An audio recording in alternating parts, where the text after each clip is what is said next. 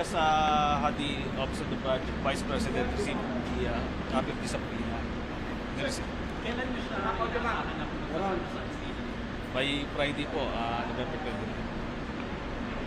So, paano yung kasi hindi namin merong hearing sa Friday?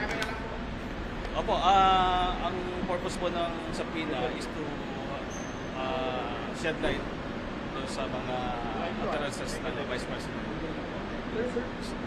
Paano yung point of schedule tayo? Friday, no also kailangan siya sa So, usually po naman po, anytime po, pero by 9 o'clock, dapat, what if we hearing sa Friday?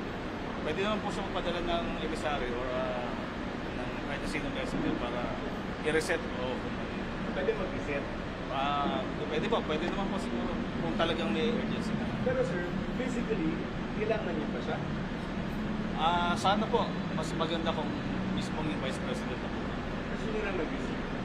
Ang kanyang, sa legal po nag-receive certain attorney. Wait po Abogado niya. Yes po, sa legal po, Ano sabi si sa attorney Ebrole. May sinabi ba kung makaka-attend sa Wala naman po mga definite sinabi, pero tinanggap naman po nila. Pwede bang i-ganun na lang yun? Hindi sir mag-ganun. Subscribe na sa Teleradyo Servisyo YouTube channel.